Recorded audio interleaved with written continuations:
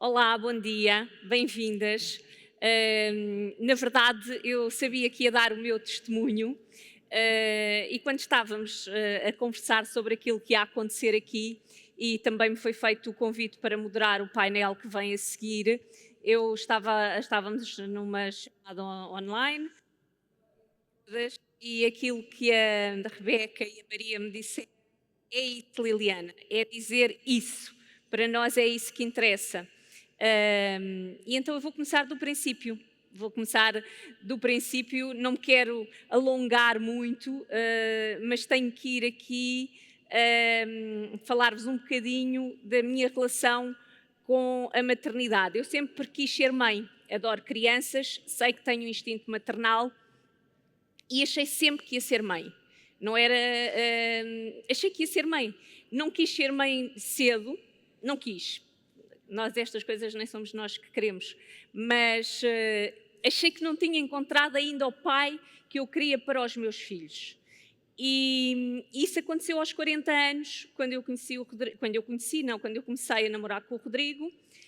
E o Rodrigo tem 2 filhos, já não tinha vontade de ser pai como eu tinha vontade de ser mãe, mas sim, vamos ser pais. E sonhei que aquele momento ia acontecer. Eu conheci os pais do Rodrigo num sábado, não, o Rodrigo conheceu a minha mãe num sábado, eu conheci os pais do Rodrigo num domingo e uma semana depois a minha mãe teve um AVC com consequências muito graves, e que mudou a minha vida naquele momento, a minha vida e a do meu irmão e, claro, de toda a família. Disseram-me que era grave, eu de início não me parecia que era tão grave, porque houve ali uma boa recuperação, mas a verdade é que a minha mãe ficou dependente e tinha-nos pedido sempre, a mim e ao meu irmão, para... queria ficar em casa. Se nós conseguíssemos que a mãe conseguisse ficar em casa, gostava de ficar em casa. Eu nunca pensei que me ia debater com tantas dificuldades para poder continuá-la a ter em casa. Nessa mesma altura, o meu irmão ficou desempregado, ele sempre trabalhou com crianças, a empresa onde ele estava fechou, deu insolvência e o meu irmão divorciou-se e volta à casa da mãe.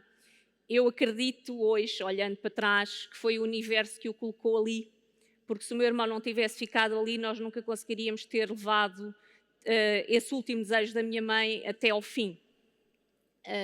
Mas a nível financeiro, eu tive que fazer um esforço muito grande para conseguir ter a minha mãe em casa e o meu irmão não estar a trabalhar. E então vi-me confrontada com o facto de ser cuidadora, com o facto de ter um ordenado que é acima do ordenado médio dos portugueses, mas com muitas responsabilidades financeiras. Estava a começar uma relação que estava muito, muito apaixonada, mas que não a podia viver com toda a intensidade com que queria, porque tinha a minha mãe, tinha que me dividir. E de repente entrei aqui num ritmo completamente alucinante, que eu hoje em dia, quando olho para trás e penso como é que eu consegui, porque eu não consigo mesmo voltar, eu não conseguiria voltar a ser aquela pessoa. E eu acredito em Deus, e eu acho que naquela altura dizem que Deus nos leva ao colo em determinadas fases da nossa vida e que naquela fase, só mesmo indo ao colo de alguém, é que eu podia estar a fazer as piscinas. A minha mãe mora do lado de lá, eu estava a morar em São João, eu nunca falhei a um dia de trabalho, até porque o trabalho para mim era um refúgio, porque era o único momento em que eu conseguia desligar um bocadinho nunca se desliga completamente o facto de ser cuidador, mas eu ali, em televisão, não podia ter o telefone comigo, portanto, se o telefone tocasse eu não ia atender. De resto, vivia a vida em sobressalto, com medo que o telefone tocasse. Isto para vos mostrar aqui que, de um momento para o outro, tornámos-nos cuidadores, e um bocadinho, embora isto não se deva dizer aqui perante uma plateia onde estão médicos, também um bocadinho de médicos, porque na verdade já fazíamos sempre acompanhados e eu tenho que agradecer a todos os médicos, enfermeiros, auxiliares do Hospital Garcia da Horta, que confiaram muito em nós, em mim, no meu irmão, até para podermos criar em casa um mini hospital com o apoio deles.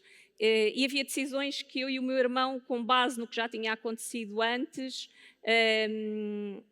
e daquilo que os médicos tinham dito, e então nós os dois decidíamos, vamos ajustar aqui a medicação. E quando falo disto, estou a falar do Varfine, em que, não sei se conhecem, mas pronto, é um medicamento muito minucioso que tem a ver com a coagulação do sangue, em que os valores tinham que estar entre os 2 e os 3, e às vezes os valores disparavam e estavam no 8, e outras vezes estava abaixo de 1, e eu e o meu irmão já fazíamos, porque era às tantas da noite e já não dava para incomodar ninguém, já tínhamos essa grande responsabilidade de estar a manusear os medicamentos. Isto é uma parte.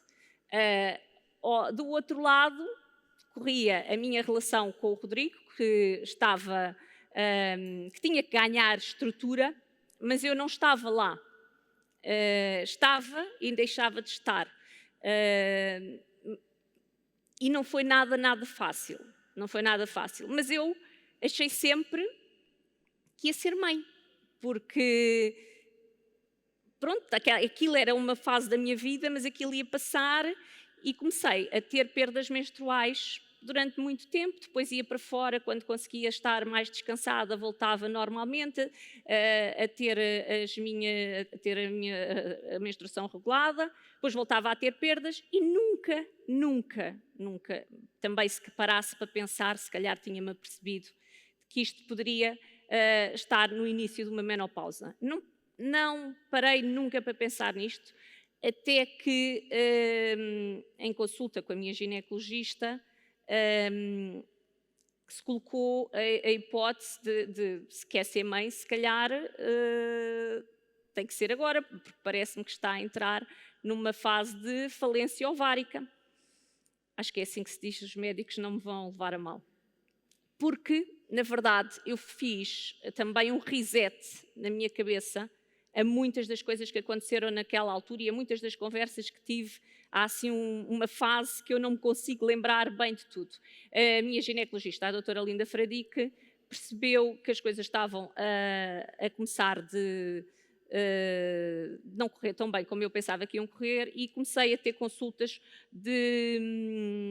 com o Dr. Luís, ai meu Deus, não quero esquecer do nome, Dr. Luís Vicente, do Hospital Lusíadas, para estimular os ovários e de repente já não bastava estar a ir para o hospital com a minha mãe, que tinha que ir com muita frequência, passei a ser eu também a ter que ir ao hospital quase diariamente, porque tínhamos quase relações sexuais agendadas e tinha que fazer a estimulação ovárica e então ia lá para perceber se os ovários estavam prontos para ser naquele dia ter relações ou àquela hora. E a minha vida então ainda ficou mais complicada, já não bastava tudo o que eu estava a viver com a minha mãe, de repente eu também passo a vida a ir para o hospital, também não sei como, porque era nos Lusíadas e tudo o resto se passava do lado de lá. E o Rodrigo foi comigo às consultas, havia ali um passo seguinte, se este não resultasse e não estava a resultar, que seria depois, dentro daquilo que são tratamentos de fertilização, dar o próximo passo, mas cada vez a minha mãe estava pior. E aquilo que eu dizia sempre é assim, eu nunca aprendi muito, dizem que para tratar de uma pessoa que está acamada é à base do jeito. Eu nunca aprendi, eu fiz sempre tudo à base da força, porque lá está, era aquilo que eu estava a dizer, fazia-se aqui qualquer coisa que desligava e por muito que me explicassem, eu fazia sempre tudo à base da força. E portanto eu pensava, eu nunca na vida vou poder ficar grávida e fazer este esforço. E eu já não tinha dinheiro para pagar a mais ninguém. Nós já tínhamos uma senhora que estava com a minha mãe durante o dia, uma que dava apoio à noite e depois aos fins de semana era eu e o meu irmão. Portanto, e tenho que confessar que, na verdade, o meu irmão tinha muito mais jeito do que eu para fazer a higiene e para tratar da minha mãe nesse aspecto. Eu era mais na parte da logística, porque eu nunca consegui aprender o jeito e fiz sempre tudo à base da força e pensei, eu não posso fazer agora um tratamento de fertilização, porque eu não posso. Não posso porque eu vou ter que continuar a tomar conta da minha mãe. E isto nunca pensando que ou colocando qualquer culpa na minha mãe. A minha mãe foi a pessoa mais importante da minha vida, portanto, eu achei sempre que tudo era as coisas eram capazes de se solucionar e a arranjar, e a aparecer qualquer fórmula que me ia ajudar. Entretanto, a doutora Linda percebeu que a minha cabeça já não estava a conseguir dar conta de tudo e disse-me que aconselhava que eu procurasse a ajuda de uma psiquiatra que dá consultas lá no hospital também, que acompanhava muitas mulheres com depressão pós-parto.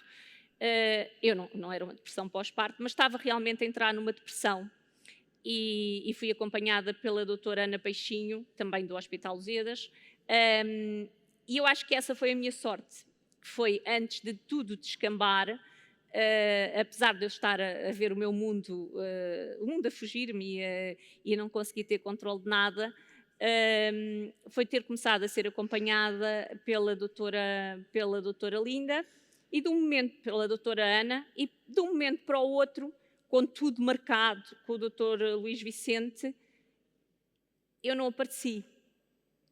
Não apareci, não quis saber mais de mim, nem do hospital, nem de se ou não ter bebés. Já aquilo já nada me fazia sentido, porque eu estava a violentar-me cada vez que ia ao hospital.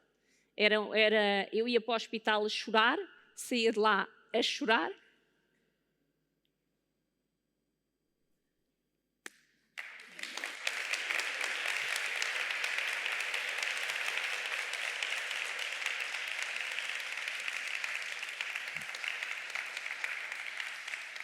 Obrigada. E não fui muito bem educada, porque devia ter falado com o Dr. Luís. Desapareci e só tive coragem de falar com ele anos mais tarde. Claro que fui muito bem recebida e claro que melhor do que ninguém entendeu o que é que eu estava a viver e percebeu perfeitamente.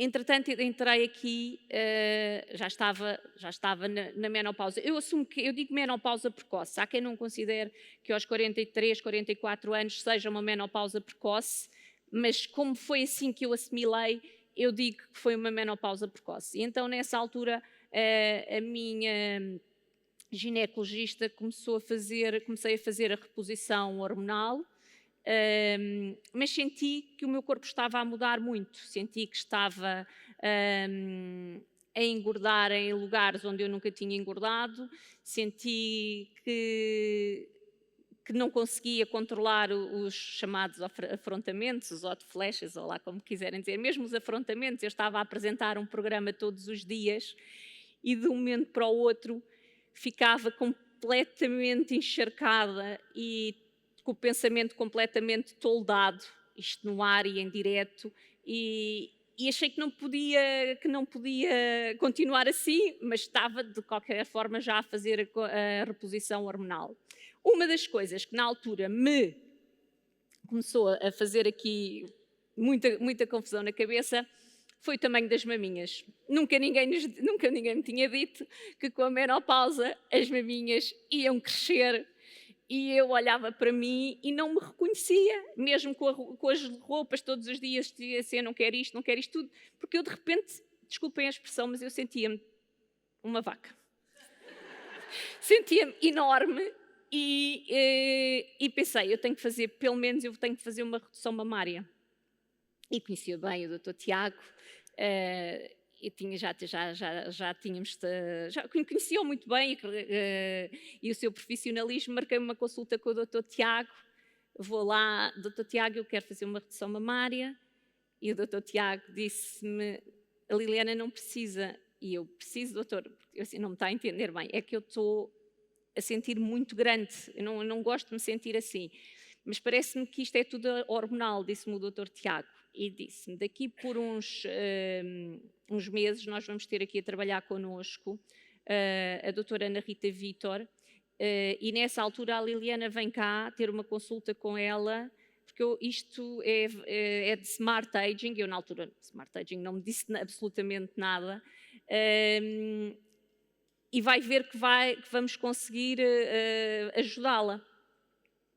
Passaram-se 2 meses ou 3, ligaram-me da Clinique para ir ter uma consulta com a doutora Ana Rita e sabem quando vocês sentem aquela luzinha no fundo do túnel ao fim destes anos todos, de tanta tudo tão atribulado? Isto é para me mandarem calar?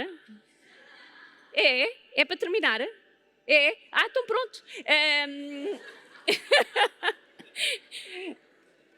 Então pronto, conheci a doutora Ana Rita, que vai estar comigo aqui neste painel, e eu digo muitas vezes que para mim é Deus no céu e a doutora Ana Rita na terra, porque me deu aquela luzinha lá no fundo do túnel. Não me porto bem, aliás, estou aqui a pensar que ela tem todo o direito de me dizer assim, como dizia o Miguel: olha, não a quero cá, que você porta-se mal, faz os disparates todos. Mas tenho muito a agradecer à doutora Ana Rita. Falo dela sempre que posso e para todas as pessoas, porque aquilo que me ajudou a mim, se só falar dela conseguir ajudar mais uma mulher que seja, vai mudar a vida dela de certeza, e mudou a minha vida para muito melhor. A partir daqui, e de eu ter falado tanto da doutora Ana Rita, surge o convite para ser embaixadora da Up Clinic, que eu abraço com todo o carinho, porque para mim faz todo o sentido.